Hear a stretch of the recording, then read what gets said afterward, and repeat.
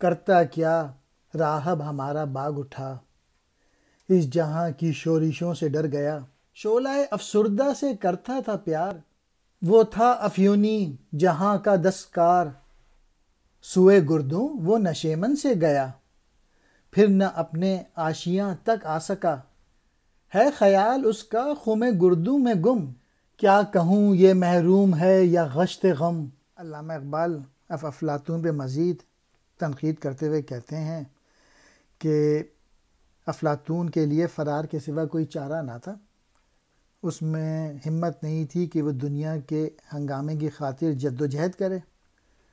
ظاہر ہے کہ جب انسان میں طاقت نہیں ہو تو وہ مختلف انداز میں فرار کی طاقت استعمال کرتا ہے۔ اس نے بجھے ہوئے شعلوں سے اپنا دل لگایا اور اس نے جو افیم والی دنیا یعنی بے ہوشی کی دنیا جو ہے نا، عمل سے دور دنیا، اس کی تصویر بنا لی، اور اس کا جو فلسفہ تھا وہ بے حسی پہ تھا، جد و جہد اور عمل سے دور بھاگنا، اس پہ اس کا فلسفہ موجود تھا، اس کی بنیاد تھی۔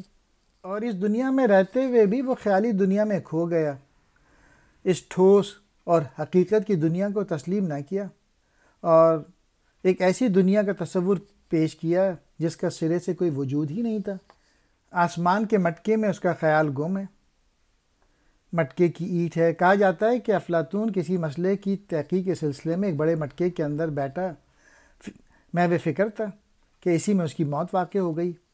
آسمان کو شکل کے لحاظ سے مٹکا کہا گیا ہے، اور مٹکے کی اینٹ سے مراد ہے بیکار شے ہونا، گویا اس کے نظریات سب بیکار، اس سے بنی نوع انسان کو کوئی فائدہ نہیں پہنچا، الٹا نقصان پہنچا، اور قومیں اس کے غفلت انگیز فلسفے کے زہر کا شکار ہو گئیں اور سو گئیں، اور یوں عمل سے بیگانہ ہو گئیں۔ جس انسان کو زہر دیا جائے اس کی زندگی ختم ہو جاتی ہے، جو ذوق عمل سے محروم ہو جائیں وہ قومیں صفِ ہستی سے مٹ جاتی ہیں۔ تو افلاطون کا جو فلسفہ تھا وہ بھی زہر تھا، اور جن قوموں نے یہ فلسفہ اپنایا وہ وجود سے مٹ گئیں، اور مسلمانوں کا جو عجمی تصوف ہی نے جو افلاطونی فلسفے کی تاثیر کا نتیجہ تھا، ذوق عمل سے بیگانہ کر کے ذلت و پستی کی طرف اور گہرائیوں میں مسلمانوں کو دھکیل دیا۔